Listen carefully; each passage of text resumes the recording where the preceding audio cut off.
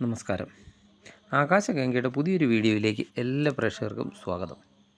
ജ്യോതിഷത്തിൽ ഏറ്റവും നിർണായകമായ ഒരു ഗ്രഹമാറ്റത്തിൻ്റെ സമയത്തിലൂടെയാണ് ഇപ്പോൾ നമ്മൾ കടന്നു പോകുന്നത്. കർമ്മ ഫലദാതാവായ ശനി 2026 ജൂലൈ 27 മീനരാശിയിൽ വക്രഗതിയിലാകുകയാണ്. 2026 ഡിസംബർ 11 വരെയാണിത്. അതായത് ഏകദേശം 4.5 മാസത്തോളം ശനി ഈ വക്രഗതിയിൽ തുടരുന്നതാണ്. ഒരു ഗ്രഹം വക്രഗതിയിൽ വരുമ്പോൾ അതിൻ്റെ സ്വാധീനത്തിൽ വലിയ മാറ്റങ്ങളാണ് ഉണ്ടാകുന്നത്. പ്രത്യേകിച്ച് ചിങ്ങൻ രാശിയിൽ ജനിച്ച വ്യക്തികളെ മകം, പൂരം, ഉത്രത്തിൻ്റെ ആദ്യത്തെ കാൽഭാഗം എന്നീ നക്ഷത്രങ്ങളിൽ ജനിച്ചവരെ ഈ ശനി മാറ്റം എങ്ങനെ ബാധിക്കും? നിങ്ങളുടെ കരിയർ, സാമ്പത്തികം, ആരോഗ്യം, കുടുംബജീവിതം എന്നിവയിൽ എന്തെല്ലാം ജാഗ്രതകൾ വേണം? ഈ കാലയളവിനെ എങ്ങനെ അനുകൂലമാക്കാൻ പറ്റും? ഇതൊക്കെയാണ് ഇന്ന് നമ്മൾ വിശദമായി പരിശോധിക്കുന്നത്. വീഡിയോ പൂർണ്ണമായും കാണാൻ ശ്രമിക്കുക. ആദ്യം തന്നെ എന്താണ് ഈ വക്രഗതി എന്ന് ലളിതമായി നോക്കാം. ഭൂമിയിൽ നിന്ന് നോക്കുമ്പോൾ ഒരു ഗ്രഹം പുറകോട്ട് സഞ്ചരിക്കുന്നതായി തോന്നുന്ന പ്രതിഭാസമാണ് വക്രഗതി എന്ന് പറയുന്നത്. ശനി വക്രനാകുമ്പോൾ അതിൻ്റെ ഫലങ്ങൾ കൂടുതൽ തീവ്രമാകുന്നതാണ്. നമ്മൾ മുൻപ് ചെയ്ത കാര്യങ്ങളുടെ ഒരു പുനഃപരിശോധന നടക്കുന്ന സമയം കൂടിയാണ് ഇത്. ചിങ്ങരാശിക്കാരെ സംബന്ധിച്ച് ശനി ഇപ്പോൾ സഞ്ചരിക്കുന്നത് നിങ്ങളുടെ 8ാം ഭാവത്തിലാണ്. ജ്യോതിഷത്തിൽ 8ാം ഭാവം എന്നത് അഷ്ടമസ്ഥാനമാണ്. അഷ്ടമശനി എന്ന കഠിനമായ അവസ്ഥയിലൂടെയാണ് ചിങ്ങൻ രാശിക്കാർ ഇപ്പോൾ കടന്നു പോകുന്നത്. ഈ 8ാം ഭാവത്തിൽ കിടക്കുന്ന ശനിയാണ് ഇപ്പോൾ വക്രഗതിയിലാകുന്നത്. ഇത് നിങ്ങളുടെ ജീവിതത്തിൽ വലിയ ചില മാറ്റങ്ങൾക്കും തിരിച്ചറിവുകൾക്കും ഒക്കെ കാരണമാകുന്നതുമാണ്. ഇനി ഓരോ മേഖല തിരിച്ചുള്ള ഫലങ്ങൾ വിശദമായി നോക്കാം. ആദ്യം തൊഴിൽ മേഖലയിൽ വളരെ നിർണായകമായ സമയമാണിത്. 8ലെ ശനിയൊക്കെ വക്രനാകുമ്പോൾ ജോലിയിൽ പെട്ടെന്നുള്ള മാറ്റങ്ങളൊക്കെ പ്രതീക്ഷിക്കാവുന്നതാണ്. ഓഫീസ് രാഷ്ട്രീയമോ അല്ലെങ്കിൽ അധിക ചുമതലകളോ ഒക്കെ കാരണം ജോലിയിൽ മാനസിക സമ്മർദ്ദമൊക്കെ ചിലപ്പോൾ ഉണ്ടാകാം. നിലവിലെ ജോലി പെട്ടെന്നുള്ള ദേഷ്യത്തിന് രാജിവെക്കാനൊക്കെ നിൽക്കരുത്. തീരുമാനങ്ങളൊക്കെ എടുക്കുമ്പോൾ നല്ലതുപോലെ ആലോചിച്ചൊക്കെ തീരുമാനങ്ങൾ എടുക്കണം. പുതിയ ജോലി ഓഫറുകളൊക്കെ കയ്യിൽ കിട്ടാതെ എന്തെങ്കിലും മാറ്റങ്ങൾക്കും മുതിരരുത്.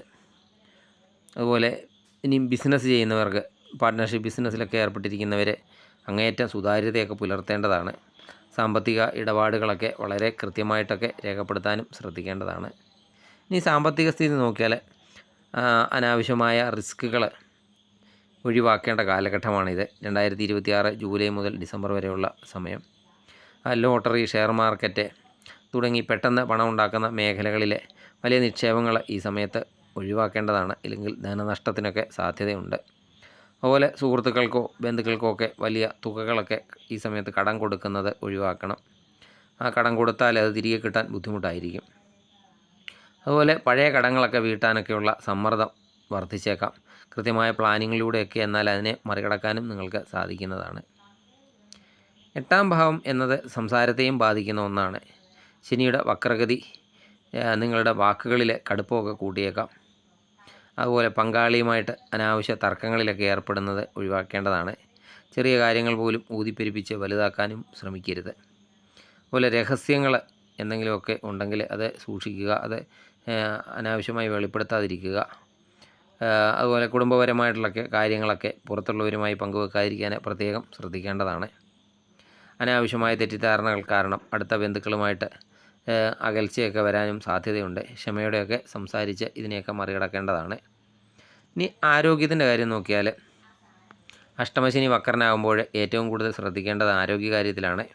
മുൻപുണ്ടായിരുന്ന എന്തെങ്കിലും ആരോഗ്യ പ്രശ്നങ്ങൾ, പ്രത്യേകിച്ച് അസ്ഥി സംബന്ധമായ വേദനകൾ, ദഹന പ്രശ്നങ്ങൾ ഒക്കെ വീണ്ടും വരാൻ സാധ്യതയുണ്ട്.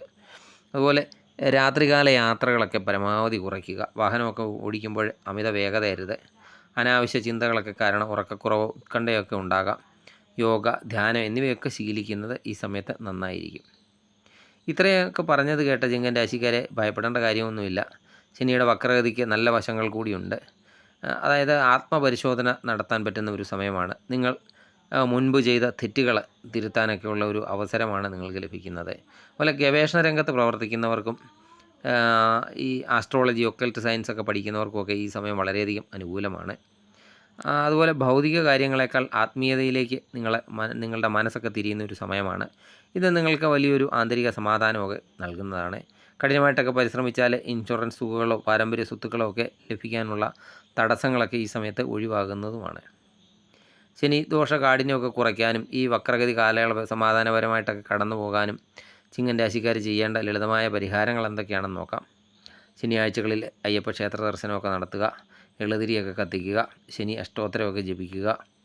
അതുപോലെ ശാസ്താവിന് നീരാഞ്ജനം വഴിപാട് കഴിക്കുന്നതും നല്ലതാണ്.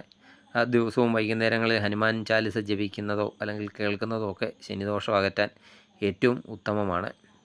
ശനി ഭഗവാൻ ഏറ്റവും പ്രിയപ്പെട്ടത് നിർധനരായ ആളുകളെയൊക്കെ സഹായിക്കുന്നതാണ്. ശനിയാഴ്ചകളിൽ അശരണർക്കൊക്കെ അന്നദാനം നടത്തുകയോ വസ്ത്രമൊക്കെ ദാനം ചെയ്യുകയോ ഒക്കെ ചെയ്യുക. അതുപോലെ വീട്ടിലെയും ജോലിസ്ഥലത്തെയും മുതിർന്ന വ്യക്തികളെയൊക്കെ ബഹുമാനിക്കുക.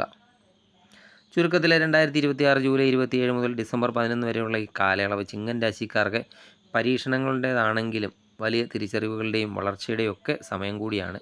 ക്ഷമയും കഠിനാധ്വാനവും ഒക്കെ ഉണ്ടെങ്കിൽ ഏതു പ്രതിസന്ധികളെയും ഒക്കെ നിങ്ങൾക്ക് മറികടക്കാൻ സാധിക്കും.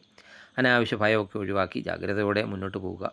ഈ വീഡിയോ നിങ്ങൾക്ക് ഉപകാരപ്രദമായെങ്കിൽ ലൈക്ക് ചെയ്യുക. സബ്സ്ക്രൈബ് ചെയ്യാതെ വീഡിയോ കാണുന്നവരാണെങ്കിൽ ദയവായി സബ്സ്ക്രൈബ് ചെയ്ത് കാണുക. മറ്റൊരു വീഡിയോയുമായി വീണ്ടും കാണാം. നന്ദി, നമസ്കാരം.